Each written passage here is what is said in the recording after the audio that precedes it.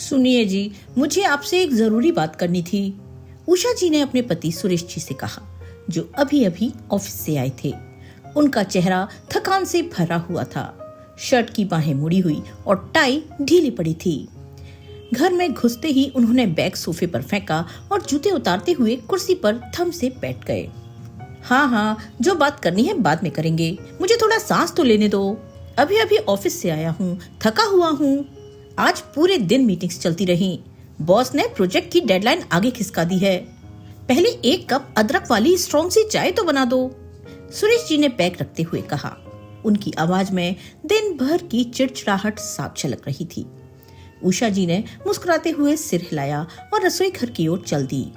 रसोई में गैस जलाते हुए उन्होंने सोचा कि सुरेश जी का मूड आज कुछ खराब लग रहा है, लेकिन बात तो करनी ही पड़ेगी। प्रेम की शादी का रिश्ता जो आया है। चाय पत्ती, अदरक, इलायची डालकर उन्होंने चाय उबालनी शुरू की। घर में चाय की खुशबू फैल गई, जो थके हुए सुरेश जी तक पहुंची और उनके चेहरे पर हल्की सी मुस्कान आ गई। कुछ देर बाद गर्मा गर्म चाय 2 कप में लेकर उषा जी लिविंग रूम में आई। तब तक सुरेश जी भी फ्रेश होकर आराम से सोफे पर बैठे थे। उन्होंने शर्ट बदल ली थी, बालों में कंघी कर ली थी और टीवी ऑन कर न्यूज चैनल देख रहे थे। हाँ, अब कहो भाग्यवान, क्या जरूरी बात करनी थी तुम्हें? सुरेश जी ने चाय का कप हाथ में लेते हुए कहा। उनकी आंखें अभी भी टीवी स्क्रीन पर टिकी थीं। उषा जी चाय टेबल पर रखते हुए बोली, आज मेरी सहेली राखी का फोन आया था। उसने हमारे बेटे प्रेम के लिए एक लड़की देखी है। लड़की सुंदर है, सुशील है और पढ़ी लिखी है।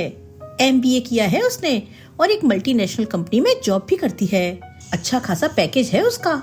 राखी बता रही थी कि लड़की के घर वाले भी बहुत अच्छे हैं, दिल्ली में सेटल्ड हैं। वो कह रही थी कि अगर हम चाहें तो वो हमारी ओर से उन लोगों से बात करेगी। फोटो भी भेजी है उसने व्हाट्सएप पर, देखिए ना एक बार। बाद में हम खुद दिखाएंगे, मिलाएंगे। मैं तो राजी हूँ, आप क्या कहते हो? उषा जी की आंखों में उत्साह चमक रहा था। वो सोफे पर सुरेश जी के बगल में बैठ गईं और अपना फोन निकालकर उन्हें लड़की की फोटो दिखाने लगी। ये सुनकर चाय का घूंट भरते हुए सुरेश जी ने कप टेबल पर रखा और भौहें चढ़ाते हुए कहा, तुमको एक बार कहा समझ में नहीं आता है क्या? प्रेम ने साफ मना किया है कि वो अभी शादी नहीं करना चाहता। पहले उसकी इंटर्नशिप तो पूरी होने दो। मेडिकल कॉलेज में इतनी मेहनत कर रहा है लड़का, दिन रात पढ़ाई, हॉस्पिटल की ड्यूटी। जब वो डॉक्टर बन जाएगा, स्पेशलिस्ट बन जाएगा, तब खुद ब खुद लड़कियों की लाइन लग जाएगी उसके लिए। हम उससे जबरदस्ती नहीं कर सकते। पहले कैरियर तो सेट होने दो उसका। शादी वादी तो होती रहेगी। लड़की भागी नहीं जा रही कहीं। फिर उम्र ही क्या है उसकी, सिर्फ 26 साल का है। अभी तो जिंदगी पड़ी है आगे। सुरेश जी ने टीवी का रिमोट हाथ में लिया और वॉल्यूम कम कर दिया। उनकी आवाज में पक्का विश्वास था, लेकिन उषा जी के चेहरे पर हल्की सी निराशा छा गई। वो जानती थी कि सुरेश जी प्रेम के भविष्य को लेकर कितने सजग हैं, लेकिन माँ का दिल तो चाहता था कि बेटा जल्दी सेटल हो जाए। कमरे में चाय की भाप अभी भी उठ रही थी और बाहर शाम की लाइटें जलने लगी थीं, लेकिन शादी की बात अभी अधर में लटक गई थी। देखिए जी, अब आप तो समझते ही नहीं हैं। मेरी सभी सहेलियों की बहुएं आ गई हैं घर में। वो सब तो कितनी खुश हैं। रोज सुबह शाम बहुओं की तारीफें करती फिरती हैं। कितनी समझदार हैं, कितना अच्छा खाना बनाती हैं, घर को कितनी सजावट से संवारती हैं। बस मेरी ही बहू नहीं आई है अभी तक। और फिर प्रेम अब 26 साल का हो चुका है। अरे फिर कब करेंगे हम उसकी शादी? ओहो, तो ये देखा देखी की आग है, सुरेश जी ने मुस्कुराते हुए कहा। बस 1 साल की बात है उषा, अगले साल तुम्हारे घर भी बहू आएगी, चिंता मत करो। ये सुनकर उषा जी बोली, पहले आप अपने लाल से बात तो कर लीजिए। कहीं ऐसा ना हो कि बेटा घर में बहू ले आए और हमें पता भी न चले, हमारे सारे अरमानों पर पानी फेर दे। सुरेश जी ने हंसते हुए जवाब दिया, मुझे अपने बेटे पर पूरा भरोसा है भाग्यवान। वो मुझसे बिना पूछे ऐसा कदम नहीं उठाएगा। और फिर आ ही रहा है वो दिवाली की छुट्टियों में, तब अच्छे से खबर ले लेना तुम उसकी। उषा जी ने आंखें तरेरते हुए कहा, हाँ, ले लूंगी खबर, लेकिन तुम भी तैयार रहना अगर कुछ गड़बड़ हुई तो। 2 हफ्ते बाद दिवाली की छुट्टियों में प्रेम घर आया। ट्रेन से उतरते ही उसकी माँ उषा जी दौड़ी और उसे गले लगा लिया। हो मेरा लाडला, कितना कमजोर हो गया है। अरे वो हॉस्पिटल वाले कुछ खाने को देते भी हैं या नहीं तुम्हें? देखो तो गाल कितने अंदर धंस गए हैं। उषा जी ने बेटे को गले से लगाते हुए उसकी पीठ थपथपाते हुए बोला।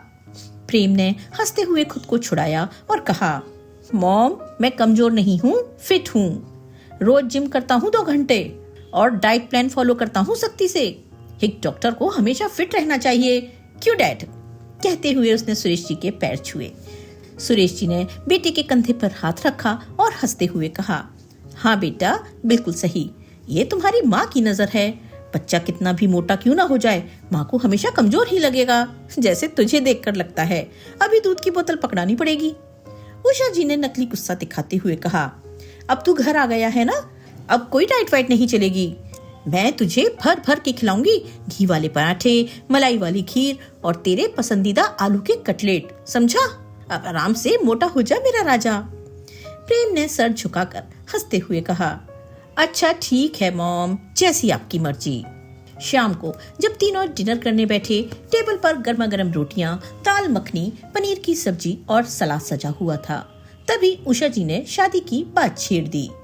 प्रेम ने गंभीर होकर चम्मच रख दिया और कहा, mom, dad, listen to me, मुझे आपसे एक जरूरी बात करनी है, जिसके लिए मैं यहाँ आया हूँ, वरना इस बार मैं नहीं आता। उषा जी और सुरेश जी दोनों एक साथ बोल पड़े।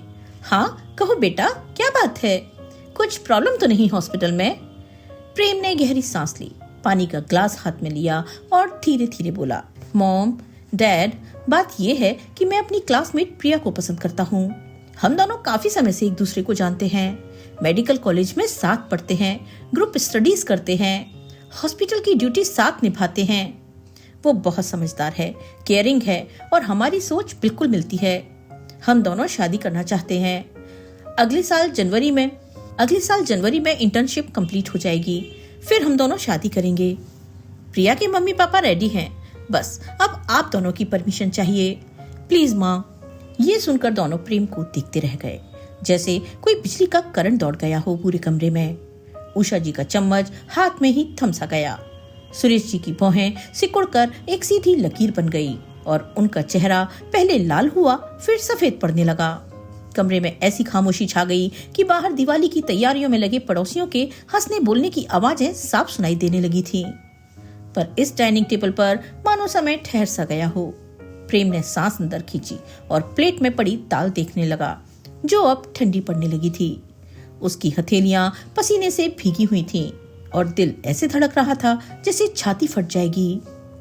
उसने सोचा था कि मम्मी पापा खुश होंगे, कम से कम समझेंगे तो, पर ये सन्नाटा, ये नजरें, ये सब कुछ उसे अचानक बहुत छोटा सा बच्चा बना रहा था। बस कहा था ना मैंने, ये लड़का कुछ ऐसा ही करेगा। क्या क्या नहीं सोचा था इसकी शादी के लिए, सब अरमानों पर पानी फेर दिया। उषा जी रोते हुए चिल्ला पड़ी।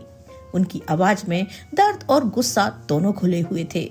आंसू उनके गालों पर लुढ़क रहे थे और हाथ कांपते हुए उन्होंने अपनी साड़ी का पल्लू मुट्ठी में खींच लिया। कमरे में सन्नाटा छा गया, सिर्फ उनकी सिसकियां गूंज रही थीं। प्रेम सिर झुकाए खड़ा था। वो जानता था कि माँ का दिल टूट गया है। उषा, मुझे इससे बात तो करने दो। चुप रहो, क्या बात का तमाशा बना रही हो? डांटते हुए सुरेश जी ने अपनी पत्नी की ओर घूर कर देखा। उनकी भौहें सिकुड़ गईं और आवाज में सख्ती थी। फिर वे अपने बेटे की तरफ मुड़े, आंखों में जांचती हुई नजर डालते हुए बोले, प्रेम, उस लड़की को बिना देखे, बिना उसकी जात बिरादरी जाने, घर वालों से बिना मिले हम शादी के लिए हाँ कैसे कहें?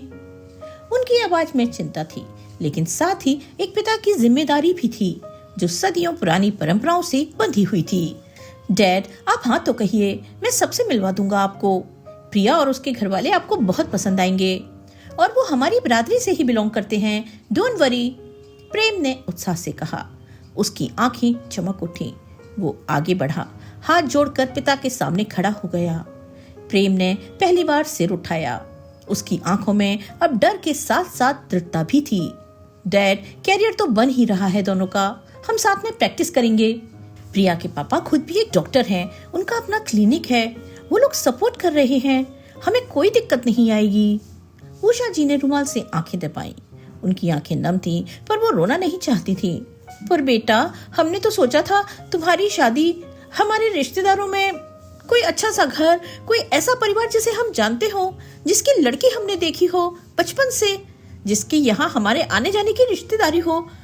उनकी आवाज टूट रही थी। और ये प्रिया, ये तो अचानक, हमने तो कभी इसे देखा तक नहीं। प्रेम ने धीरे से माँ का हाथ थामा।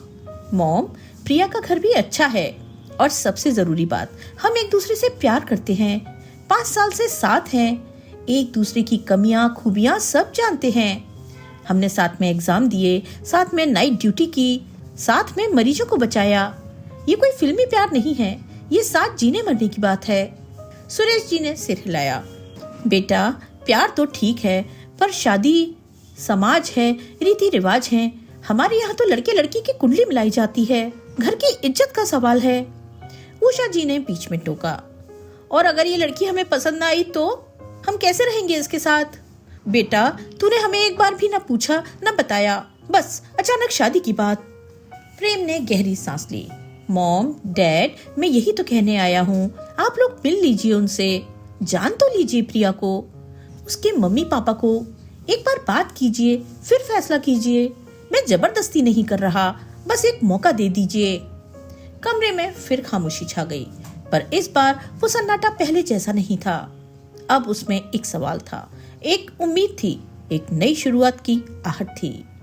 उसके मन में प्रिया की मुस्कान घूम रही थी, वो लड़की जो कॉलेज की कैंटीन में पहली बार मिली थी, हंसते हुए, कॉफी पीते हुए।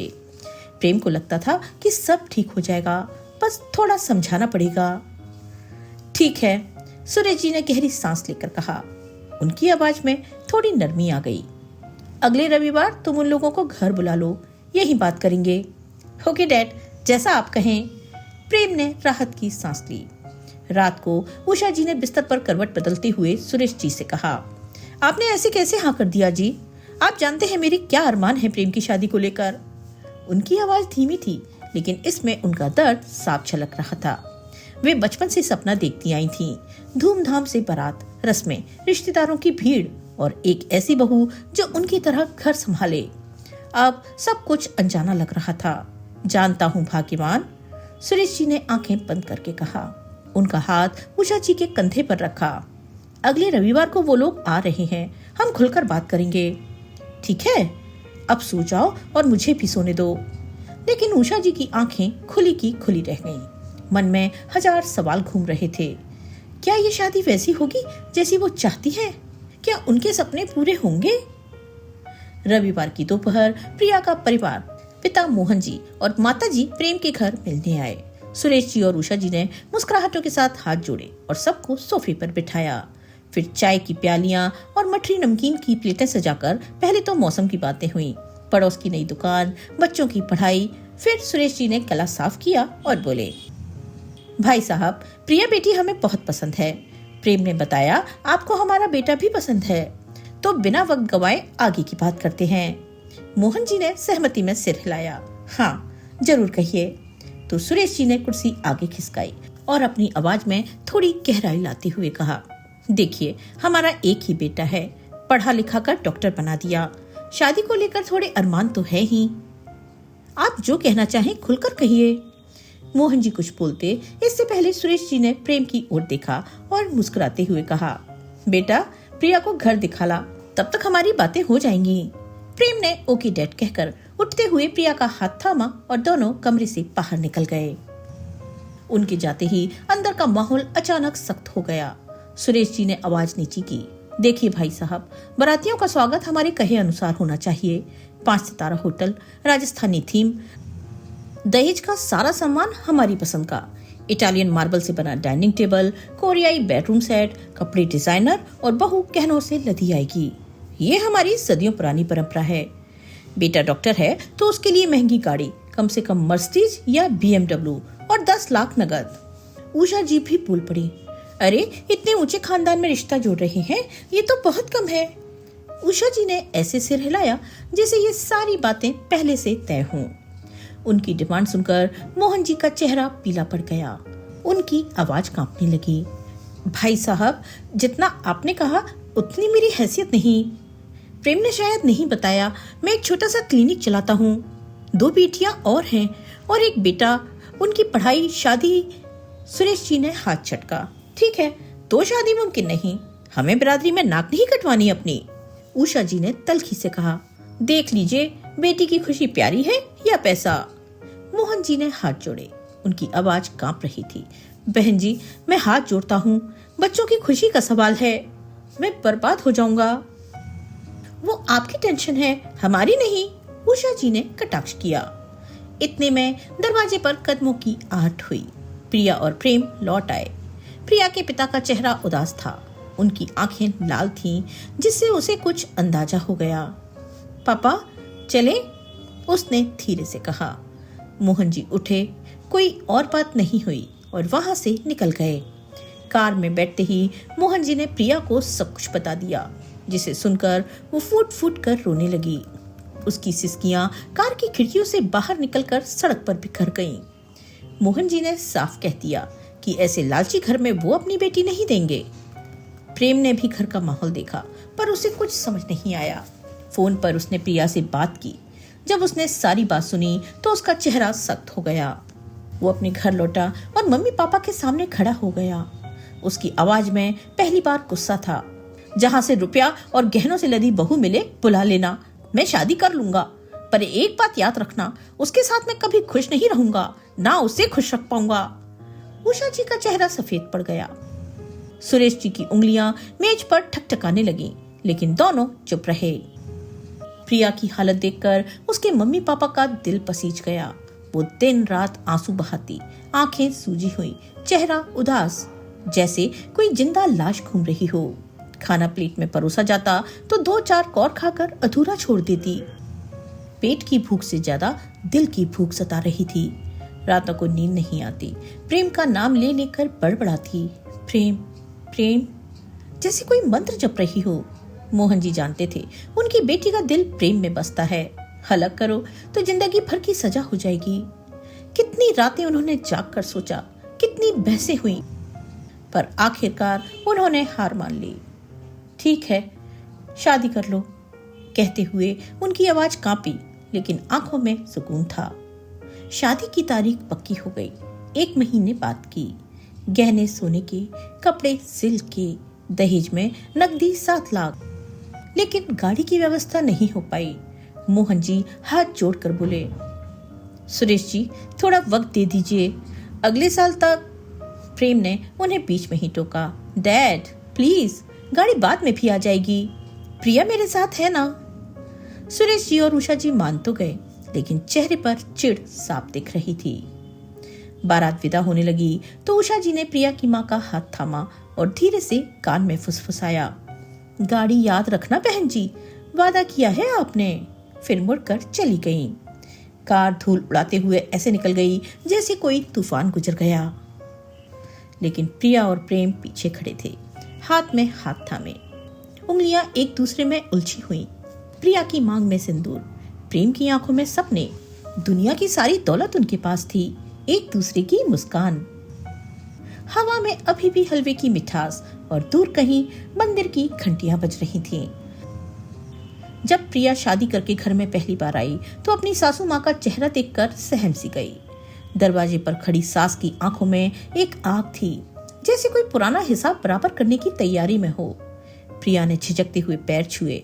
सास ने सिर्फ सिर हिलाया, न मुस्कान न आशीर्वाद। घर की दीवारें नई थीं, लेकिन हवा में पुरानी नाराजगी की बू आ रही थी। शाम को जब प्रेम कमरे में आया, प्रिया बिस्तर पर सिमटी बैठी थी। उसने धीमी आवाज में कहा, प्रेम, न जाने क्यों मुझे ऐसा लगता है कि मम्मी जी मुझे पसंद नहीं करती। प्रेम ने हंसकर बात टालनी चाहिए, तुम ना बहुत ज्यादा सोचती हो। क्या मम्मी ने तुम्हें कुछ कहा है? नहीं, लेकिन मुझे उनका व्यवहार कुछ अजीब सा लगा। शादी में गाड़ी नहीं दी ना पापा ने, हो सकता है मम्मी जी उस वजह से नाराज हो। प्रेम ने आंखें तरेली, इनफ प्रिया, तुमको ज्यादा ही सोच रही हो। गाड़ी के लिए तुम्हारे पापा ने बोला है ना कि वो 6 महीने में दे देंगे। प्रिया की आंखें नम हो गईं। वो उदास होकर बोली, प्रेम, अगर ये शादी बिना दहेज की होती तो मेरे पापा कितने खुश होते। न जाने कैसे उन्होंने कर्ज लेकर, उधार लेकर मेरी खुशी के लिए ये शादी की है। अब उन्हें दिन रात कर्ज चुकाने की चिंता सताती है। छोटे भाई बहनों की पढ़ाई का बोझ है, घर का खर्च है। प्रेम ने तिल मिलाकर पूछा, तो क्या तुम्हारे पापा इस शादी से खुश नहीं हैं? प्रिया ने जल्दी से सफाई दी, नहीं प्रेम, मेरा वो मतलब नहीं है, बस उनकी चिंता देखकर दिल दुखता है।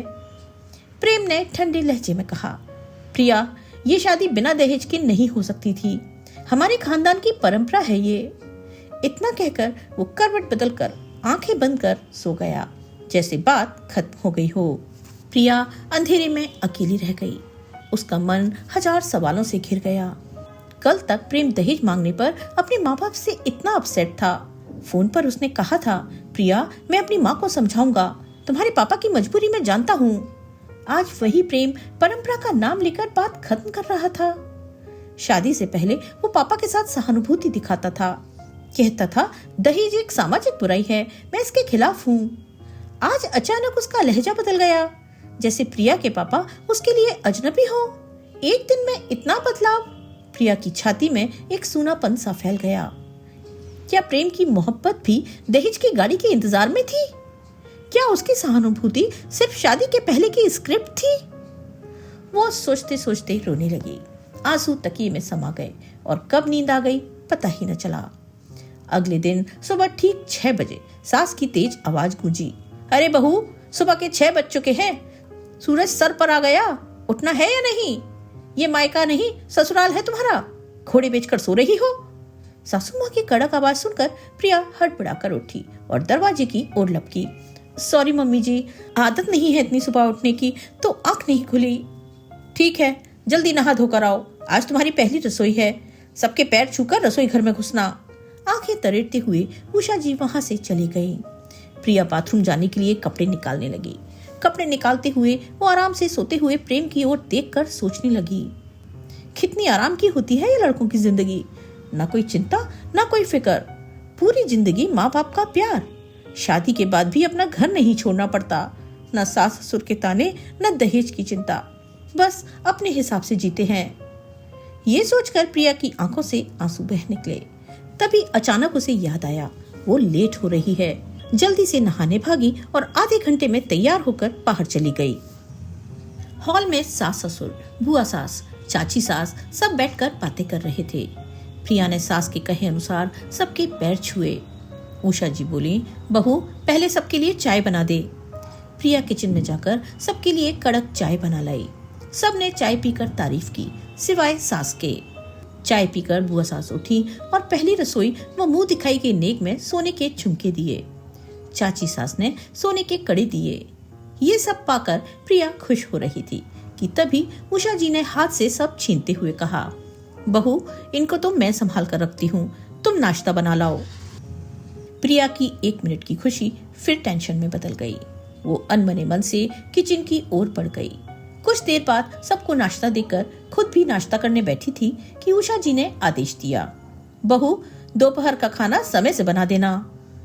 करीब 2 बजे सबको खाना खिलाकर बर्तन समेटकर वो फ्री हुई कि तभी बुआ सास ने आकर कहा, बहू, अब इस घर की जिम्मेदारी तुम्हारी है, सास ससुर को खुश रखना, कभी ऊंची आवाज में बात मत करना। ये बोलकर बुआ सास, चाची सास अपने अपने घर चली गई। सबके जाने के बाद प्रिया मन ही मन सोचने लगी, क्यों एक बहू को ही सब जिम्मेदारियां समझाई जाती है? क्या परिवार की बहू के प्रति कोई जिम्मेदारी नहीं? थोड़ी आजादी उसे भी तो मिलनी चाहिए। वो भी अपना घर, परिवार, माँ बाप, भाई बहन सबको छोड़कर नए परिवार में आई है, लेकिन नहीं, सब बहू को हिदायत दे रहे हैं। सास से तो कोई ये नहीं कहता कि नई बहू आई है, उसे खुश रखना, थोड़ी जिम्मेदारी तुम भी बांट लेना, उसे माँ बाप का प्यार देना। सच पूछो तो ये दुनिया जालिम है, बस अपने ही नियम कायदे और उसूल। नई बहू से सब आस लगाए बैठे हैं, पर उसकी इच्छा क्या है कोई नहीं जानना चाहता। खैर, कुछ दिन बाद प्रेम अपने अस्पताल जाने लगा। अब तो उषा जी प्रिया को और भी ज्यादा टॉर्चर करने लगी। हर रोज यही सुनाती, मेरे बेटे के लिए लड़की के साथ साथ भर भर के दहेज दे रहे थे, लेकिन मेरे बेटे ने तो किस्मत ही फोड़ ली जो गरीब घर से लड़की ले आया। ये सब सुनकर प्रिया का खून खौल उठता, पर वो ताने चुपचाप सहती रहती। कभी कभी जब सास ज्यादा ताने मारती, प्रिया सह नहीं पाती और गुस्सा प्रेम पर उतारती, लेकिन प्रेम अपनी माँ के बारे में कुछ नहीं सुन सकता था। एक शाम जब प्रेम अस्पताल से लौटा तो प्रिया ने हिम्मत जुटाकर कहा, प्रेम, मम्मी जी रोज दहेज का ताना मारती हैं, मैं सहती हूँ, लेकिन अब हद पार हो गई। प्रेम ने बिना नजर उठाए कहा, प्रिया, माँ ऐसी ही है, तुम थोड़ा एडजस्ट कर लो, आखिर घर चलाना है ना। एडजस्ट? सिर्फ मैं ही एडजस्ट करूं? तुम्हारी माँ को कोई नहीं कहता कि नई बहू को प्यार से रखो? प्रिया की आवाज कांपी। देखो, माँ ने मुझे बहुत अरमान से पाला है, तुम उनकी बात को दिल पर मत लो। प्रेम ने फोन उठाकर स्क्रॉल करना शुरू कर दिया। प्रिया चुप हो गई। उस रात वो बिस्तर पर लेटी रही, छत को घूरते हुए। शादी को अभी 1 हफ्ता भी नहीं हुआ और मैं अभी से टूटने लगी हूँ। अगले दिन सुबह फिर वही रूटीन। उषा जी की आवाज, बहू, चाय में अदरक कम है, क्या सिखाकर भेजा तुम्हारे मायके वालों ने? प्रिया ने होठ काटे, चाय दोबारा बनाई, लेकिन इस बार कुछ टूटा उसके अंदर। दोपहर में जब सब सो रहे थे, उसने चुपके से अपनी डायरी निकाली और लिखने लगी। आज पहली बार लगा कि मैं सिर्फ एक बहू हूँ, इंसान नहीं। मेरे सपने, मेरी पढ़ाई, मेरी डॉक्टरी सब दफन हो गए। क्या यही है औरत की किस्मत? बस सहना, एडजस्ट करना और चुप रहना। शाम को प्रेम लौटा तो प्रिया ने डायरी उसके सामने रख दी। पढ़ो, शायद समझ सको। प्रेम ने पन्ने पलटे, उसकी भौहें सुकड़ी।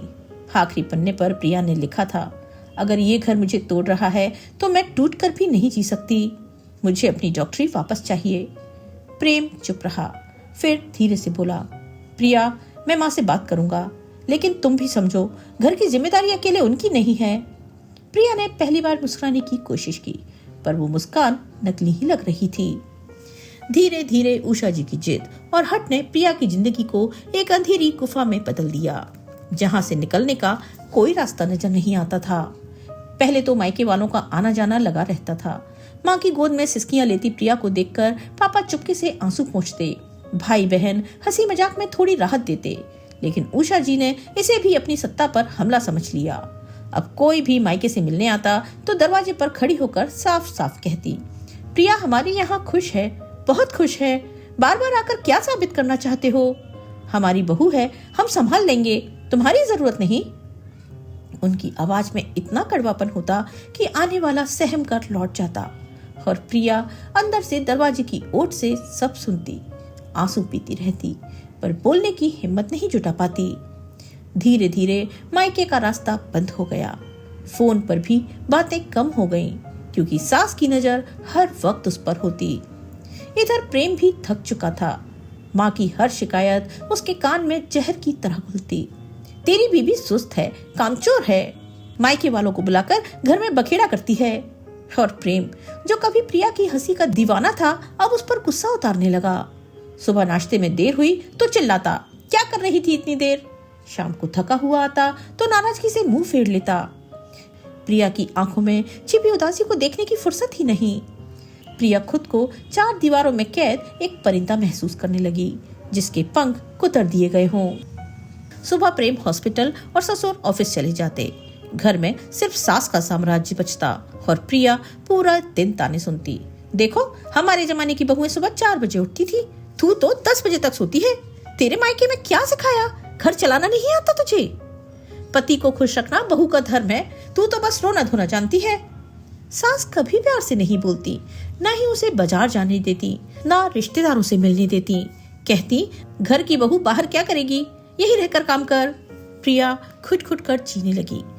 उसकी हंसी खामोश हो गई, आंखों में हमेशा एक डर सा रहता। वो चिड़चिड़ी हो गई, छोटी छोटी बातों पर चिल्ला पड़ती, क्योंकि अंदर का दर्द कहीं बह निकलना चाहता था। सास ससुर के सामने डरी सहमी गुड़िया बन गई। उनके इशारे पर नाचती, हाँ जी कहते हुए काम करती, लेकिन रात को तकिए में मुंह छिपाकर रोती। नींद नहीं आती। और सबसे बड़ी गलती तो प्रेम की थी। जिस लड़की को वो प्यार से फूलों की माला पहनाकर वादे करके अपनी दुल्हन बनाकर लाया था, उसी की बार बार की गुहार पर ध्यान नहीं दिया। प्रिया कहती, प्रेम, मम्मी जी ताने मारती हैं, मुझे अच्छा नहीं लगता। लेकिन वो माँ की तरफदारी करता, तू ज्यादा सोचती है, माँ बुजुर्ग हैं, उनकी बात मान लिया कर। उसने कभी गौर नहीं किया कि हर पल खिलखिलाने वाली चंचल प्रिया अब शांत क्यों रहने लगी है। उसकी आंखों में उदासी क्यों छा गई है? चेहरे पर मुस्कान क्यों गायब हो गई? क्या उसे अपने घर की, माँ की गोद की, पापा की डांट की, भाई बहनों की मस्ती की याद नहीं आती होगी? कभी तो उसे मायके ले जाता, फोन करवाता, थोड़ा सहारा देता, लेकिन नहीं, वो तो सिर्फ अपनी माँ के नक्शे कदम पर चलता रहा, चाहे वो रास्ता गलत ही क्यों न हो, चाहे उसकी वजह से उसकी पत्नी का दिल टूटता रहा हो। उसकी जिंदगी एक जेल बनती जा रही थी। प्रेम की अंधी मात्र भक्ति ने प्रिया को अकेलेपन की उस खाई में धकेल दिया जहां से वापसी का रास्ता धुंधला पड़ चुका था, और घर की चार दीवारें हर रोज उसकी सिसकियों को गूंजती सुनती रहती थी। दिन ऐसे ही बीतते रहे। हर सुबह एक नई थकान लेकर आती और शाम एक खालीपन के साथ खत्म होती। घर की दीवारें अब प्रिया के लिए जेल की तरह लगने लगी थीं, जहां हर कोने में प्रेम की उदासीनता और सुरेश जी की सख्त नजरें छिपी रहती थी। उषा जी के ताने तो जैसे रोज का राशन बन गए थे, जो कभी खाने की कमी पर तो कभी घर के काम न करने पर बरसते। प्रिया की नींद उचट गई थी। आंखों के नीचे काले घेरे गहरे हो चले थे और चेहरा इतना उतरा हुआ कि आईने में खुद को देखकर वो घबरा जाती। उसकी हंसी कहीं खो गई थी, जो कभी उसके चेहरे की रौनक हुआ करती थी। आज सुबह प्रेम और सुरेश जी जल्दी ही कहीं निकल गए थे, शायद किसी जरूरी काम से, और उषा जी अपनी सहेलियों के साथ घूमने चली गई थीं, घर को पूरी तरह खाली छोड़कर। प्रिया ने सुबह से लेकर दोपहर तक सारे काम निपटाए, बर्तन धोए, झाड़ू पोछा लगाया, कपड़े धोए और सुखाने के लिए छत पर टांगे। थकान से उसकी कमर दर्द कर रही थी, पैर लड़खड़ा रहे थे, लेकिन मन में एक हल्की सी राहत थी कि आज कम से कम कोई ताना तो नहीं सुनना पड़ेगा। वो आखिरकार आराम करने के लिए अपने कमरे की ओर जा ही रही थी, तभी अचानक दरवाजे की घंटी बज उठी। पहले तो वो चौंकी, सोचने लगी कौन हो सकता है इस वक्त, लेकिन फिर जल्दी से दरवाजा खोलने दौड़ी। दरवाजा खुलते ही उसके सामने उसकी बचपन की दोनों सहेलियां खड़ी थी, रिया और सुधा। रिया जो उसके साथ MBBS की पढ़ाई कर चुकी थी और अब एक सफल डॉक्टर बन चुकी थी, और सुधा जो हमेशा से उसकी सबसे करीबी दोस्त रही थी। दोनों को अचानक अपने सामने देखकर प्रिया की आंखें भर आईं। उसकी आंखों से खुशी के आंसू बहने लगे। वो आगे बढ़ी और दोनों को बारी बारी से गले लगा लिया, जैसे सालों की जुदाई एक पल में मिट गई हो। उसकी सिसकियां कमरे में गूंजने लगी। रिया ने उसे धीरे से अलग करते हुए चिंता भरी नजरों से उसका चेहरा देखा। ये क्या हाल बना रखा है तूने अपना प्रिया? कितनी कमजोर और पतली हो गई है। ससुराल में कुछ खाती नहीं क्या, या फिर कोई गहरी परेशानी है जो तुझे अंदर से खा रही है? अगर कोई बाहर वाला तुझे इस हाल में देखेगा तो पहचानेगा भी नहीं। तेरी वो गालों की लाली कहाँ गई? वो चमकदार आंखें कहाँ खो गई? तुझे हुआ क्या है यार? तू बता तो सही। और फिर तू रो क्यों रही है इतना? रिया की आवाज में गुस्सा था, लेकिन उससे कहीं ज्यादा प्यार और फिक्र थी। तभी प्रिया आंसू पोंछते हुए रोते रोते बोली, तुम दोनों पहले बैठो ना, मैं तुम्हारे लिए चाय पानी लेकर आती हूँ। लेकिन रिया ने उसका हाथ पकड़ लिया, उसे सोफे पर बिठाते हुए कहा, नहीं, तू पहले ये बता तुझे हुआ क्या है। देख, अगर ऐसा कुछ है तो तू सब बता दे मुझे। उस प्रेम को तो मैं अभी देख लूंगी। तूने लव मैरिज की थी ना उससे? शादी से पहले कितना बनता था, कितने वादे करता था कि तुझे दुनिया की हर खुशी देगा, लेकिन मेरी फूल सी सहेली का क्या हाल बना दिया है उसने। तेरी ये हालत देखकर दिल टूट रहा है मेरा। कहते हुए रिया ने उसे फिर से गले लगा लिया, प्रिया की पीठ पर हाथ फेरते हुए, जैसे कोई माँ अपने बच्चे को सांत्वना दे रही हो। प्रिया की सिसकियां और तेज हो गईं, लेकिन वो कुछ बोल नहीं पाई, बस रिया की गोद में सिर रखकर रोती रही।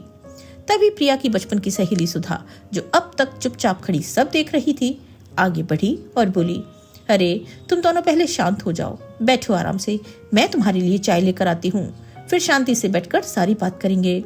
रोना धोना बाद में, पहले कुछ गर्म चाय पी लो, मन हल्का हो जाएगा। कहते हुए वो मुस्कुराती हुई किचन की ओर चली गई, जैसे घर उसका अपना हो। प्रिया ने उसे जाते देखा और मन ही मन सोचा कि सुधा हमेशा से ऐसी थी, संकट में भी संभाले रखने वाली। कुछ देर में ही सुधा 3 कप गर्मा गर्म चाय लेकर लौटी। उन्होंने पहले आराम से चाय पी, चुस्कियां लेते हुए पुरानी यादें ताजा की। कॉलेज के दिन, MBBS की पढ़ाई की रातें, परीक्षाओं का तनाव और सफलता की खुशियां। चाय खत्म होते ही रिया ने कप साइड टेबल पर रखा और गंभीर होकर बोली, अब बता प्रिया, क्या हुआ है तुझे? तू इतनी कमजोर कैसे हो गई? वजन घट गया, चेहरा पीला पड़ गया, आंखें धंस गईं। तेरी वो जोश भरी बातें, वो हंसना गाना, सब कहाँ गायब हो गया? ससुराल में क्या हो रहा है? प्रेम ठीक तो है ना तेरे साथ, या फिर सास या ससुर जी की कोई ज्यादती? सब खुलकर बता, हम तेरी सहेलियां हैं, तेरे लिए कुछ भी करेंगे। प्रिया ने गहरी सांस ली, आंसू फिर से छलक आए, लेकिन अब वो तैयार थी सब कुछ उगलने को, साल से दबा हुआ दर्द बाहर निकालने को। कमरे में सन्नाटा छा गया, सिर्फ खड़ी की टिक टिक और बाहर की हवा की सरसराहट सुनाई दे रही थी, जैसे पूरी दुनिया प्रिया की कहानी सुनने को आतुर हो। प्रिया ने अपना सिर रिया की गोद में रख दिया और फुसफुसाई, मैंने सोचा था कि शादी के बाद मेरा घर बसेगा, मेरा अपना परिवार होगा, लेकिन यहाँ तो मैं एक कैदी हूँ। मेरे सपने, मेरी पढ़ाई, मेरी आजादी, सब कुछ दहेज के नाम पर कुचल दिया गया। पापा ने जो कुछ दिया मेरी सास को उससे ज्यादा चाहिए था। शादी के पहले दिन से ही ताने शुरू हो गए, अरे गाड़ी तो दी नहीं, अब क्या हम पैदल चले? मैंने कितनी बार समझाया कि पापा पहले से कर्ज में डूबे हैं, मेडिकल की फीस, हॉस्टल, किताबें, सब कुछ उधार पर चला, लेकिन नहीं, उन्हें तो बस अपनी इज्जत का सवाल लगता है। ससुर जी तो चुप रहते हैं, पर उनकी चुप्पी भी एक तमाचा है। और मेरा पति, उफ, वो तो माँ का गुलाम है। रात को जब मैं रोते रोते सोने की कोशिश करती हूँ, वो पास में लेटा रहता है, फोन में व्यस्त, कभी पूछता भी नहीं कि क्या हुआ। बस सुबह उठते ही कहता है, माँ को नाराज मत करो, घर में शांति रखो। शांति, ये शांति है जो मुझे हर रोज मार रही है। सुधा ने प्रिया का हाथ थामा और धीरे से कहा, प्रिया, तू डॉक्टर है, तुझे इलाज करना आता है, तू अपनी जिंदगी का इलाज भी कर। ये घर तुझे खा जाएगा अगर तू चुप रही। प्रिया ने आंसुओं भरी आंखों से सुधा की ओर देखा और बोली, कैसे करूं? बाहर निकलने की इजाजत नहीं, फोन पर पापा से बात करूं तो सास खड़ी हो जाती है। क्या राज की बातें हैं जो हमें नहीं बताती? मैंने एक बार चुपके से पापा को फोन किया था, रोते हुए सब बता दिया। पापा बस इतना बोले, बेटी सहन कर ले, घर बसाने में वक्त लगता है। लेकिन पापा नहीं जानते कि यहाँ सहन करने की हद पार हो चुकी है। मैं खाना बनाती हूँ, कपड़े धोती हूँ, घर साफ करती हूँ, फिर भी शाम होते होते सास का ताना, तेरे मायके में तो नौकरानी होंगी ना। मैंने डॉक्टर बनने के लिए रात रात भर जगकर पढ़ाई की, मेडल जीते, इंटर्नशिप की, लेकिन यहाँ मेरी डिग्री दीवार पर टंगी है, बस दिखाने के लिए। नौकरी की बात छोड़ो, मुझे अपने दोस्तों से मिलने तक नहीं दिया जाता। शादी के बाद पहली बार तुम दोनों आई हो, वो भी इसलिए अंदर आ पाई कि सास बाजार गई है, वरना ताला लग जाता है दरवाजे पर। रिया ने गहरी सांस ली और बोली, प्रिया, तू अकेली नहीं है, हम है ना, आज हम यहीं रुकते हैं, तेरी सास आएगी तो हम बात करेंगे। प्रिया ने डरते हुए सिर हिलाया, नहीं, वो और बिगड़ जाएगी, कहेगी मायके वालों को बुलाकर ड्रामा कर रही है। पिछले महीने जब मैंने कहा कि मैं हॉस्पिटल जॉब के लिए अप्लाई करना चाहती हूँ, तो मेरे पति ने मुझे थप्पड़ मार दिया, बोला तेरे पापा ने गाड़ी नहीं दी, अब तू कमाकर गाड़ी दिलवाएगी। मैंने प्यार किया था उससे, कॉलेज में वो कितना अच्छा था, कविताएं लिखता था, मेरे सपनों की बात करता था, लेकिन शादी के बाद वो अपनी माँ का आईना बन गया। हम मुझे देखता भी नहीं, बस पैसे और इज्जत की बात करता है। मैंने उस रात फैसला कर लिया था कि मैं भाग जाऊंगी, लेकिन जाती कहाँ? पापा के पास, वो तो पहले से टूट चुके हैं, और अगर मैं चली गई तो समाज क्या कहेगा? दहेज न दे सकी तो भाग गई। मैं मरना चाहती हूँ, लेकिन मरने की भी हिम्मत नहीं, बस जी रही हूँ, एक सांस से दूसरी सांस तक। Oh my God. प्रिया की ये बातें सुनकर रिया का दिल बैठा जा रहा था, उसकी आंखें नम हो चुकी थीं, लेकिन वो खुद को संभालती हुए बोली, तुझे इतना सब कुछ सह रहा है, और वो ढोंगी प्रेम जिसे तूने इतना चाहा, इतना भरोसा किया, वो ऐसा निकलेगा, मैंने तो सपने में भी नहीं सोचा था। प्रिया, अब तू और नहीं सहेगी, मैं खुद जाकर उस ढोंगी प्रेम से बात करूंगी, उसे सबक सिखाऊंगी। प्रिया ने घबराकर रिया का हाथ पकड़ लिया और धीमी कांपती आवाज में कहा, नहीं रिया, ऐसा करके तू मुझे और मुसीबत में डाल देगी। अभी तो कम से कम मैं कमरे से बाहर निकल पाती हूँ, अकेले थोड़ा सांस ले पाती हूँ। अगर तूने कुछ किया तो ये लोग मुझे पूरी तरह कैद कर देंगे, तू ऐसा कुछ मत करना प्लीज। रिया ने आंखें तरीरते हुए कहा, अरे तू कब तक सहती रहेगी? तेरे जैसी पढ़ी लिखी MBBS की डिग्री वाली लड़की अगर ऐसे सहती रहेगी तो फिर बाकी औरतों का क्या हाल होगा? अब तू ही बता रिया, अगर मैं इन लोगों के खिलाफ कंप्लेंट करूं तो क्या होगा? प्रिया ने गहरी सांस ली, उसकी आंखों में डर और लाचारी साफ झलक रही थी। वो धीरे से बोली, कुछ दिन तो ये जेल में रहेंगे, लेकिन बाद में पैसों के दम पर छूट जाएंगे। बाहर आकर ये मुझसे बदला लेंगे, और अगर तलाक दे दिया तो मैं कहाँ जाऊंगी? पापा पहले ही मेरी वजह से कर्ज में डूबे हुए हैं। उन्हें 2 बेटियों की पढ़ाई और शादी करनी है, बेटे को पढ़ा लिखा कर काबिल बनाना है। ऐसे हालत में अगर मैं भी बोझ बनकर उनके पास चली गई तो वो मर जाएंगे रिया, मर जाएंगे। वो रुक गई, उसकी आवाज भारी हो चुकी थी। फिर धीरे से बोली, और कहाँ जाऊंगी मैं? अपनी जगह खुद को रख कर देख, जैसा भी है चलने दे। क्या पता कभी शांति मिल जाए, कब सब ठीक हो जाए। मुझे हालात के साथ समझौता करना ही पड़ेगा। कमरे में गहरी चुप्पी छा गई। रिया ने प्रिया की आंखों में देखा। वहां अब सिर्फ थकान थी, उम्मीद नहीं। फिर अचानक रिया ने दृढ़ स्वर में कहा, प्रिया तेरी MBBS की डिग्री, सारे डॉक्यूमेंट्स मुझे ला कर दे। प्रिया चौंकी, पर तू उनका क्या करेगी? तू ला तो सही, ज्यादा सवाल मत कर। प्रिया ने अलमारी खोली, उसमें से सावधानी से डिग्री, सर्टिफिकेट्स, मार्कशीट्स निकाले और रिया को थमा दिए। रिया ने उन्हें अपने बैग में रखते हुए कहा, ठीक है प्रिया, अब हम चलते हैं। तेरी सास भी आने वाली होगी। हाँ यार, अब आने ही वाली है, प्रिया ने उदास स्वर में कहा। फिर उसे गले लगाकर बोली, तू आई, मुझे बहुत अच्छा लगा। आज बहुत दिनों बाद किसी अपने को देखकर इतना सुकून मिला है कि क्या बताऊं। तभी सुधा, जो अब तक चुपचाप खड़ी थी, अपने बैग से एक नया चमकदार स्मार्टफोन निकाला और प्रिया के हाथ में थमा दिया। प्रिया, ये फोन रख, और हाँ, इसे अच्छे से छुपा कर रखना। जब भी तू अकेली हो मुझे मैसेज कर देना। अपने घर पर भी कॉल करना, जिससे तू सबके टच में रहेगी, वरना घुट घुट कर तू पागल हो जाएगी। ये फोन तेरे साथ रहेगा तो तू बाहर की दुनिया देख पाएगी, लोगों से जुड़ी रहेगी। प्रिया ने फोन देखा, फिर डरते हुए बोली, सुधा ये तो तेरा मोबाइल है और इतना महंगा, मैं कैसे रखूं? अगर घर में किसी ने देख लिया तो शक करेंगे, हो सकता है मुझे मार भी पड़े। ना बाबा ना, ये तू ही रख, सुधा ने दृढ़ता से कहा। प्रिया, तेरे ऐसी डर की वजह से तो तेरे साथ ये सब हो रहा है। इस फोन को छुपा कर रखना, और अगर किसी दिन कोई देख भी ले तो डरना मत। शेरनी बन, अपने हक के लिए लड़ना सीख। तू डर रही है इसलिए ये तुझे डरा रहे हैं, जवाब देना सीख। उस सास की नाक में दम कर दे, ताकि उसे भी पता चले कि कॉलेज की दबंग लड़की से पाला पड़ा है उसका। बहुत सह लिया तूने, अब और नहीं। सुधा ने प्रिया के कंधे पर हाथ रखा। ये मत सोच कि तू कमजोर है, तेरा क्या हुआ? अरे तू पढ़ी लिखी लड़की है, कहीं भी जाकर कमा कर खा सकती है, और प्रेम जैसे ढोंगी तो लाइन लगाकर खड़े होंगे तेरे लिए। तू बस एक इशारा कर, अपने आप को पहचान प्रिया, ऐसे तू दलदल में धीरे धीरे डूबती जाएगी। एक दिन ये तुझे मार डालेंगे और प्रेम के लिए कोई नई बहू ले आएंगे, फिर क्या होगा तेरे चाहने वालों का? हिम्मत दिखा। ये सुनते ही प्रिया की आंखें भर आई, आंसू लुढ़क पड़े, वो कुछ न बोल सकी। जाते जाते रिया और सुधा ने उसे गले लगाया। प्रिया ने भी दोनों को कसकर गले लगाया, जैसे कोई डूबता इंसान आखिरी सहारा पकड़ ले। दोनों सहेलियां उसे जोश और हिम्मत देकर चली गईं। दरवाजा बंद हुआ।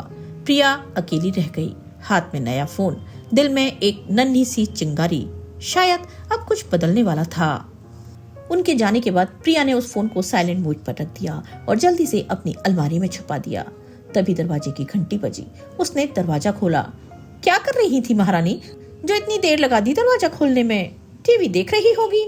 उषा जी ने आते ही तानों की बौछार कर दी, पर प्रिया ने ठान लिया था कि वो बेवजह के ताने नहीं सुनेगी। उसने कहा, महारानी हूँ, घर की नौकरानी नहीं जो इंतजार में ही बैठी रहूं कि कब सासू माँ आए और कब मैं दरवाजा खोलूं। और अगर इतनी ही परेशानी है तो एक काम क्यों नहीं कर लेती? अपने लिए एक पर्सनल नौकरानी रख लो जो आपके नियमों का पालन बिना देरी के करेगी। ये सब सुनकर उषा जी हक्की पक्की रह गई और मन ही मन सोचने लगी कि इसको अचानक क्या हो गया। जो लड़की इतनी जातियां सहने के बाद भी चुप रहती थी, आज अचानक कहां से जवाब देने लगी। क्या बोल रही हो बहू, ये जवाब देना कहां से आया तुम्हें? मेरे जाने के बाद कोई आया था क्या घर में? मुझे किसी को जवाब देने के लिए किसी की सीख की जरूरत नहीं है माँ जी। कॉलेज में मैं एक दबंग लड़की रह चुकी हूँ, यकीन ना आता हो तो अपने बेटे से पूछ लेना। इतने दिन मैं चुप रही, उसका कारण मेरे घर के संस्कार थे। बस आपकी इज्जत करने की खातिर मैं चुप रही, सब कुछ सहती रही, पर अब और नहीं। आप ना तो सम्मान के लायक है और ना ही इज्जत के। अब आप देखिएगा जो आपने मेरे साथ किया है वो मैं कैसे सूद समेत वापस करती हूँ। बहू, उषा जी जोर से चीख पड़ी। तुम्हारा दिमाग खराब हो गया है क्या? जरा भी शर्म नहीं आती? आने दो आज सुरेश और प्रेम को, वही देखेंगे तुम्हें कि क्या करना है तुम्हारा। उषा जी प्रिया को डराना चाहती थी। वो सोच रही थी कि प्रेम और सुरेश के नाम से बहू डर जाएगी और उससे माफी मांगने लगेगी, पर ऐसा कुछ नहीं हुआ। प्रिया डरने की बजाय सहज स्वर में बोली, सासू माँ चीखिए मत, आपकी सेहत के लिए अच्छा नहीं है, और गुस्सा भी मत कीजिए, क्योंकि मैंने जो अभी कहा एकदम सही कहा है। बहुत हुई आपकी तानाशाही, और हाँ, प्रेम और पापा जी के नाम से मुझे डराने की कोशिश मत कीजिए। अब देखेंगे आप अपनी बहू का नया रूप, कहते हुए प्रिया अपने कमरे में चली गई। उषा जी अभी भी खड़ी यही सोच रही थी कि आखिर ऐसा हुआ कैसे। इस डरी सहमी लड़की में इतनी हिम्मत आई कहां से। जरूर कुछ तो गड़बड़ है। आने दो आज प्रेम को, उसको बताऊंगी, वही इसकी हिकड़ी निकालेगा। इधर प्रिया अपने कमरे में बैठी हुई बहुत खुश हो रही थी कि आज उसमें इतनी हिम्मत आई। काश वो अपने अंदर बैठी इस दबंग प्रिया को कभी मरने ही न देती, तो आज ये दिन न देखना पड़ता। खैर, देर आए दुरुस्त आए। थैंक्स टू रिया। और सुधा, आज तुम ना आई होती तो मैं अपने अंदर की प्रिया को पहचान नहीं पाती, बस जागतियां सहती रहती। शायद ये सब सहते हुए मर भी जाती एक दिन, अपने माँ बाप से भी नहीं मिल पाती। अब तो मैं वो सब करूंगी जो मैं करना चाहती हूँ, जिस पर इन लोगों ने बेवजह पाबंदी लगाई हुई है। चलो रिया को मैसेज कर थैंक्स ही बोल देती हूँ, उसे ये सब बताऊंगी तो वो खुश हो जाएगी। उसने अलमारी से फोन निकाला, देखा तो रिया के कई फोन और मैसेज आए हुए थे। प्रिया ने जो आज हुआ उसे पूरा टाइप कर लास्ट में थैंक यू भी लिख दिया। रिया और सुधा जब इस मैसेज को देखेंगी तो दोनों खुश हो जाएंगी। मन ही मन खुश होते हुए प्रिया सोचने लगी कि शाम को प्रेम और पापा जी को मम्मी जी जरूर सारी बातें बताएंगी, और वो दोनों तो मम्मी जी के गुलाम हैं। अगर ये कदम उल्टा पड़ गया तो क्या होगा। नहीं, मैं ऐसा नहीं होने दूंगी। कुछ ऐसा करूंगी कि उन दोनों को यही लगे कि मम्मी जी झूठ बोल रही हैं। मैं सासू माँ को सबक सिखा कर रहूंगी, चाहे इसके लिए मुझे झूठ ही क्यों न बोलना पड़े। शाम हुई तो उषा जी गुस्से में भरी बस खड़ी देख रही थी। जब वो दोनों प्रिया को डांट लगाएंगे तब पता चलेगा कि जवाब देना क्या होता है। इधर प्रिया बेचैन थी। वो किचन में प्रेम और सुरेश जी की पसंद का खाना बनाने में जुटी हुई थी। 7 बजने से पहले वो खाना बनाकर सारा काम खत्म करना चाहती थी, क्योंकि उषा जी सुरेश जी और प्रेम को भड़का सकती थी। जो उसने न कहा वो भी कह देती, और अगर ऐसा हो गया तो वो सफाई भी न दे पाएगी। इसीलिए उसने जल्दी से खाना खत्म किया, डिनर रेडी कर पूरा किचन साफ किया और बाहर बैठक में आकर बैठ गई, जहां उषा जी इधर उधर मंडरा रही थी। प्रिया को उसे देखकर मन ही मन हंसी आ रही थी। तभी दरवाजे की घंटी बजी। उषा जी ने दौड़कर दरवाजा खोला तो दरवाजे पर पड़ोस की मिश्रा जी खड़ी थी। अरे क्या हुआ उषा, तू क्या मेरा ही इंतजार कर रही थी? हंसते हुए मिश्रा जी ने कहा और अंदर आकर दाखिल हो गई। तो उसके पीछे उषा जी भी मुंह बनाए अंदर आकर बैठ गई, छोटी मुस्कान लिए। वो उसके साथ बातें करने लगी। प्रिया 2 कप कॉफी बना लाई। अरे प्रिया बेटी, तुझे अब तक पता है मैं कॉफी पीती हूँ? मैं तो लास्ट तुमसे शादी के 10 दिन बाद ही मिली थी। उस बात को 10 महीने गुजर गए। हाँ आंटी जी, मुझे याद है। पर आंटी जी, ये तो गलत बात है। आप उस दिन के बाद मिलने ही नहीं आई। हमारा घर कोई इतनी दूर तो है नहीं। अरे बेटी, क्या करूँ, टाइम ही नहीं मिल पाता। सुबह से शाम तक मेरी 1.5 साल की पोती परी को संभालती हूँ। बहू जॉब करती है, उसे इतना समय नहीं रहता। आज वो जल्दी घर आ गई तो पोती को उसके हवाले कर मैं भी यहाँ मिलने चली आई। और वैसे बेटा, तूने भी तो डॉक्टरी की पढ़ाई की है, पर तू 1 साल से घर क्यों बैठी है? अरे सरकारी न सही कोई प्राइवेट जॉब ही कर लेती। ये सुनकर प्रिया की आंखें भर आईं। मैं आपके लिए कुछ नाश्ता लेकर आती हूँ, कहते हुए वो वहां से उठकर अंदर चली गई, क्योंकि मिश्रा आंटी के मुंह से ये सब सुनकर उसे रोना आने लगा कि उसकी जिंदगी खराब हो गई। इधर मिश्रा जी ने उषा जी से कहा, उषा, तेरी बहू तो मेरी बहू से हर मामले में आगे है। तूने इसका क्या हाल बना दिया है। 10 महीने पहले जब मैंने इसे देखा था तब एकदम परी लगती थी। आज देख रही हूँ तो लग रहा है जैसे इसे एक वक्त का खाना तक ढंग से नहीं मिलता। ऐसा कुछ नहीं है बहन, सब ठीक ही तो है। क्या कमी है मेरे घर में? खाने पीने की, पहनने की कोई कमी नहीं है। तू गलत सोच रही है। देख उषा, तुझे मैं एक बात बताती हूँ, एक पड़ोसी और उससे कहीं ज्यादा एक सच्ची दोस्त होने के नाते। देख, मेरे बेटे की शादी को 3 साल हो गए। जब मेरी बहू शादी होकर आई थी तब उसका व्यवहार बहुत ही खराब था। कोई काम नहीं करती थी, कुछ कहो तो उल्टा भड़क जाती। मैं बहुत परेशान हो चुकी थी, पर मैंने उसके साथ कोई जबरदस्ती नहीं की, क्योंकि मैं जानती थी इससे बात और आगे बढ़ेगी, तमाशा बनेगा। बस यही सोचकर चुप रही। कभी भी उसकी बुराई किसी के सामने नहीं की। बस धीरे धीरे उसका व्यवहार बदलता गया। मैंने खुद उसे नौकरी के लिए प्रेरित किया कि इतनी पढ़ाई की, अपने माँ बाप के पैसे लगाए, उसे यूं ही मत जाने दे। बस आज वो नौकरी करती है और घर भी संभालती है। अब वो भी खुश और हम भी खुश। मैं तो तुझे बस इतना समझा रही हूँ कि तेरी बहू इतनी गुणवान है, इसे इस तरह मत गवा, उसका साथ दे। तेरे लिए वो इतना धन लाई जितना देने की उसके बाप की हैसियत भी नहीं थी। आज बिना चू चपट किए वो तेरा घर संभाल रही है। मत भूल कि एक दिन तेरा बुढ़ापा भी आएगा, उसका भी समय आएगा। कहीं वो जो भुगत रही है उससे ज्यादा तुझे ना भुगतना पड़े। एक दोस्त के नाते समझा रही हूँ, जरा सोच। मिश्रा जी इतना कहकर चली गई, पर उषा जी सोच में पड़ गई। कुछ देर बाद बेल बजी। प्रिया ने दरवाजा खोला तो सुरेश जी और प्रेम दोनों साथ आए थे। तभी उषा जी ने कहा, आज आधा घंटा लेट आए हो। हाँ भाग्यवान, आज दोनों बाप बेटे चौराहे पर मिल गए थे, इसलिए दोनों कॉफी पीने के लिए चले गए। अरे चलो प्रिया बेटा, खाना लगा दो, जोरों की भूख लगी है, तब तक मैं नहा कर आता हूँ। प्रिया किचन में चली गई, पर उषा जी इसी कश्मकश में थी कि वो सुबह वाली बात इन दोनों से कहें या ना कहें।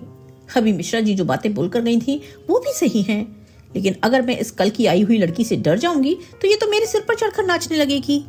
क्या करूं क्या नहीं, कुछ समझ नहीं आ रहा। तभी आवाज आई, मम्मी जी खाना लग गया है, आ जाइए। सब खाना खाने लगे। सुरेश जी ने खाना देखते ही कहा, अरे आज तो मेरा और प्रेम का फेवरेट खाना बना है, क्या खास बात है आज? कुछ नहीं पापा जी, बस ऐसे ही। मॉम, आज आप इतनी चुप क्यों हैं? क्या हुआ? कोई टेंशन, कोई परेशानी है? प्रेम ने उषा जी की ओर देखते हुए पूछा तो प्रिया की धड़कन तेज हो गई। मन ही मन सोचने लगी, अब तो मम्मी जी सब बातें कह देंगी, मैं क्या जवाब दूंगी? इतना खुशनुमा माहौल अभी खतरनाक बन जाएगा। ये सोचते हुए वो चुपचाप खड़ी हुई थी। क्या हुआ भाग्यवान, कहीं किटी पार्टी में झगड़ा कर लिया क्या? सुरेश जी ने चुटकी लेते हुए कहा, नहीं ऐसा कुछ नहीं है, आज थोड़ा सर में दर्द है।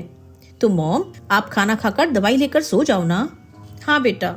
मम्मी जी आप खाना खा लो, मैं आपका सर दबा दूंगी। तू तो किसी दिन गला दबाएगी, उषा जी मन ही मन बताई। मम्मी जी ने बताया क्यों नहीं? कोई ना कोई बात तो जरूर है, बिना मुझे डांट पड़वाए इनको चैन नहीं पड़ सकता। क्या बात हो सकती है? कहीं मेरी धमकी से डर तो नहीं गई? प्रिया सोचने लगी, नहीं ऐसा तो नहीं हो सकता कि मुझसे डर गई, पर क्या बात हो सकती है? खैर कोई भी हो, जाने दो, मुझे क्या। सब खाना खत्म कर सोने चले गए। प्रिया भी बर्तन साफ कर सोने चली गई। 3 दिन बाद सुबह करीब 11 बजे के आसपास दरवाजे की बेल बजी। प्रिया ने उठकर दरवाजा खोला तो सामने का नजारा देखकर हैरान रह गई। बाहर दरवाजे पर रिया, सुधा और उसके कुछ क्लासमेट खड़े थे। उन्हें देखकर प्रिया सरप्राइज रह गई। सभी क्लासमेट के हाथों में कुछ न कुछ गिफ्ट देखकर, क्या बात है गाइस, आज तो मेरा बर्थडे भी नहीं है, फिर ये गिफ्ट किस लिए? क्या बात है, कोई बताएगा? अरे प्रिया, हम लोगों को अंदर आने दोगी या बाहर से ही सब बातें पूछ लोगी? रिया ने कहा। अरे हाँ, मैं तो बुलाना ही भूल गई, अंदर आ जाओ सब लोग। अंदर आते ही सब जोर से चिल्लाने लगे। सबने प्रिया पर फूलों की बरसात की। प्रिया तो समझ नहीं पा रही थी कि ये क्या हो रहा है। इतना शोर सुनकर उषा जी भी बाहर आ गई। सबको देखकर वो चौंक सी गई। उसने भी सबसे पूछा, क्या हुआ, आज क्या खास बात है? सब एक साथ हैं। और प्रेम, तुम इतनी जल्दी कैसे आ गए? हाँ मॉम, बताता हूँ। इससे पहले कि प्रेम कुछ बोलता, उसके दोस्त अनिल ने बीच में ही टोक दिया। आंटी जी प्लीज, हम सारा सस्पेंस खोलें, उससे पहले आप कुछ खाने के लिए ले आइए, चाय नाश्ता वगैरह, क्योंकि चाय नाश्ता करते हुए खुशखबरी सुनाने का मजा दोगुना हो जाता है। तो फीकी सी हंसी हंसते हुए उषा जी किचन की ओर चली गई। फ्रेंड्स, तुम लोग बताते क्यों नहीं, आज क्या खास बात है? ना तो मेरा जन्मदिन है और ना ही शादी की सालगिरह। अरे पहले चाय नाश्ता तो करने दो, बाद में सब पता चल जाएगा। कुछ देर बाद सबने चाय नाश्ता खत्म किया। फिर प्रेम खड़ा हुआ और बोला, सो गाइस, ज्यादा सस्पेंस न रखते हुए मैं आपको बताने जा रहा हूँ कि प्रिया शर्मा का हमारे शहर के नामी अस्पताल में उनकी डिग्री और अच्छी परफॉर्मेंस की बदौलत सिलेक्शन हुआ है और उनका 10 तारीख को इंटरव्यू है। ये सुनकर प्रिया को विश्वास नहीं हो रहा था कि ये कैसे संभव हो सकता है। ये सब रिया के कारण पॉसिबल हुआ है, तुम उसी से पूछो। प्रिया ने रिया की तरफ देखा तो वो बोली, प्रिया डार्लिंग, मेरे पास तेरे सब डॉक्यूमेंट्स थे और कुछ बड़े डॉक्टरों से मेरी जान पहचान थी। मैंने उन्हें सब बताया कि एक होनहार डॉक्टर अपना कैरियर यूं ही तबाह कर रही है, तो बस उन्होंने ही तुम्हें ये अपॉर्चुनिटी दी है। अब एक हाउसवाइफ बनकर अपना कैरियर तबाह मत करो, बाहर निकलो और देखो, दुनिया को तुम्हारे जैसे डॉक्टरों की जरूरत है। अब प्रिया को समझ आ चुका था।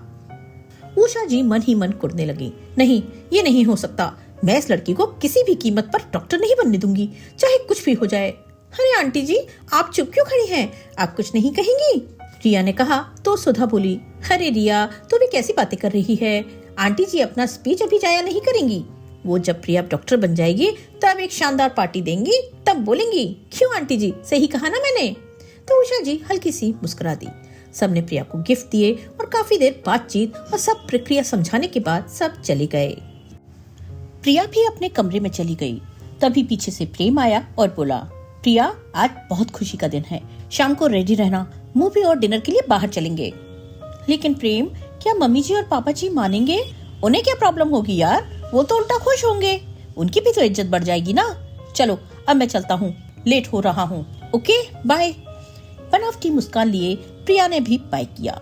वो जानती थी कि प्रेम झूठ बोल रहा है, क्योंकि एक दिन उसने ही कहा था कि हमारे घर की बहुएं जॉब नहीं करती, और आज ये खुश होने का बहाना कर रहा है।